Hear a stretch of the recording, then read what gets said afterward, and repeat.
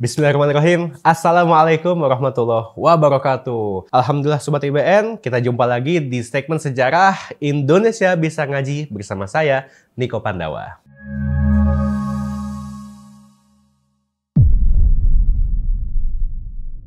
Nah, Sobat IBN yang ganteng-ganteng dan cantik-cantik, sekarang kita mau melihat nih tentang hal yang sangat lazim kita jumpai dalam kehidupan agama dan budaya kita di Indonesia. Ya, kayaknya nggak cuma di Indonesia nggak cuma di Indonesia saja, tapi di semua tempat.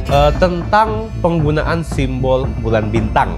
Bulan bintang itu kan sebuah tanda ikonografi yang kita temui di berbagai tempat. Ya, lazimnya itu di masjid, kemudian di mimbar, kemudian di makam-makam itu juga ada, bahkan di bendera-bendera, ya, baik itu bendera partai maupun bendera negara. Ya, misalkan bendera negara yang masih pakai bulan bintang itu ada Malaysia, Singapura, kemudian Turki. Pokoknya masih banyak lah negara-negara Muslim yang hari ini memakai simbol bulan bintang. Nah, sebenarnya kita penasaran, bulan bintang itu apa sih? Emang sejarahnya dalam peradaban Islam seperti apa? Sampai-sampai simbol bulan dan bintang itu kemudian diasosiasikan dengan agama Islam itu sendiri. Nah, teman-teman, kita kalau misalkan melihat dari peradaban yang sangat kuno, sebenarnya simbol bulan bintang itu pada awalnya ya tidak hanya dikhususkan kepada umat Islam. Sebelum Rasulullah SAW itu diutus menjadi nabi, banyak peradaban-peradaban kuno yang sudah menggunakan simbol bulan bintang. Nah, seperti misalkan dari peradaban-peradaban kuno di Sumeria atau di Babilonia, di Irak itu ya, kemudian juga di Yunani, di Romawi, bahkan Romawi Bizantium, kemudian Persia, ya, dinasti Sasania, itu juga memakai simbol-simbol bulan bintang sebagaimana yang terdapat dalam koin-koin mereka, ya, peninggalan numismatik, kemudian di beberapa gambar-gambar yang diproduksi pada zaman itu. Bahkan sebagian sejarawan itu mengartikan bahwa simbol bulan bintang itu adalah dewa mereka. Kemudian kenapa simbol yang diasosiasikan dengan dewa di peradaban-peradaban tertentu itu kemudian diadopsi oleh umat Islam? Nah, sebenarnya begini, simbol bulan bintang itu sebenarnya tidak digunakan oleh kaum muslimin sejak masa Nabi SAW. Begitu juga sejak masa Khulafaur Rasyidin atau tabi'in atau tabi'ut tabi'in atau atba'ul atba'. Tidak, bulan bintang itu adalah sebuah simbol yang baru lazim digunakan oleh kaum muslimin sejak masa Daulah Utsmaniyah yang merupakan sebuah negara Islam dengan pusatnya di Turki. Apa kemudian motivasi orang-orang Turki, Sultan-Sultan Utsmani untuk menggunakan simbol bulan bintang? Nah, ini banyak representasi ya. Ada misalkan sebuah cerita yang sangat populer di kalangan orang Utsmani mengenai Osman Dream, mengenai mimpi Utsman, ya, mimpi Utsman bin Ertugrul, yaitu founder daripada Daulah Utsmaniyah. Mimpinya mengenai Futuhat Konstantinopel yang merupakan saat itu ibu kota Romawi Bizantium. Dan Konstantinopel itu dalam mimpinya Osman bin Ertugrul itu disimbolkan dengan sebuah apel merah. Terus apa hubungannya dengan bulan bintang? Bulan bintang itu diasosiasikan dengan letak strategis daripada ibu kota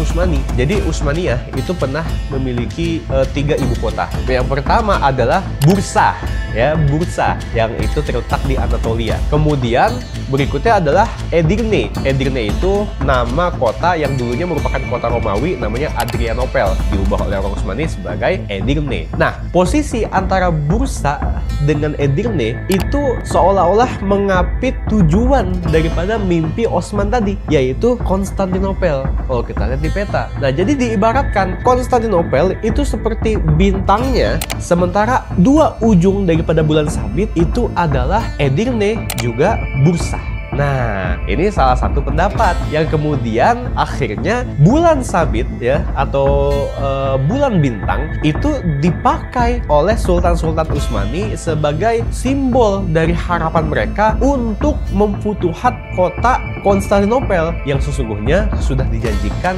futuhat tersebut oleh Rasulullah Shallallahu Alaihi Wasallam melalui hadisnya, la tuftahannal Konstantiniyah fala ni'mal amiru amiruha wa la ni'mal jais dalikal jais. Sungguh kata Nabi, Konstantinopel akan difutuhat. Sebaik-baik pemimpin adalah pemimpin yang memfutuhat Konstantinopel, dan sebaik-baik pasukan adalah pasukan yang menyertainya. Akhirnya singkat cerita, bener tuh, Konstantinopel futuh ketika Muhammad Al-Fatih berkuasa tahun 1453. Dan sejak saat itu, bulan bintang menjadi simbol dari bendera-bendera Utsmani. Sehingga ketika Utsmani menjadi khilafah Islamiyah di tahun 1517 di bawah cicit daripada Muhammad Al-Fatih, yaitu Selim pertama, maka bulan bintang itu menjadi simbol negara khilafah Utsmaniyah yang juga dihormati oleh seluruh dunia Islam. Utsmani mengirimkan tentara-tentaranya ke barat dan timur dunia Islam. Barat sampai ke Spanyol, ke Granada, dan timur sampai ke Aceh. Dan dari situ, ketika datang kapal-kapal tentara Utsmani yang menyebar ke seluruh penjuru dunia dengan bendera bulan bintangnya, maka orang-orang di seluruh dunia Islam menganggap bahwa yang datang ini adalah representasi dari Imamul Muslimin, wakil dari khalifah sedunia, dengan simbolnya yaitu bulan bintang. Dan dari situ kemudian diasosiasikanlah bulan bintang dengan kaum muslimin yang dipopulerkan oleh khilafah Utsmani. Ya sebagai contoh aja, misalkan di Singapura itu ada yang namanya Masjid Sultan, masjid yang paling populer di Singapura. Nah, itu di masjid tersebut, di Masjid Sultan, banyak sekali simbol-simbol bulan bintang. Kalau kita melihat foto lama daripada Masjid Sultan, ya bentuknya sangat berbeda dengan masjid yang sekarang. Di foto tersebut, Masjid Sultan mengibarkan bendera bulan bintang, dan itu ternyata merupakan simbol dukungan kaum muslimin di Singapura dengan basisnya di Masjid Sultan kepada khilafah Utsmaniyah. Jadi apa yang kita lihat sekarang secara lazim yaitu simbol bulan bintang yang dipakai di berbagai tempat, ya khususnya yang berkaitan dengan agama Islam, ini merupakan warisan daripada Utsmaniyah yang menjadi memori daripada kebudayaan dan sejarah kita selaku umat Islam di Asia Tenggara. Wallahu a'lam bishawab. Mungkin ini ya salah satu insight menarik yang bisa kita pelajari. Assalamualaikum warahmatullahi wabarakatuh.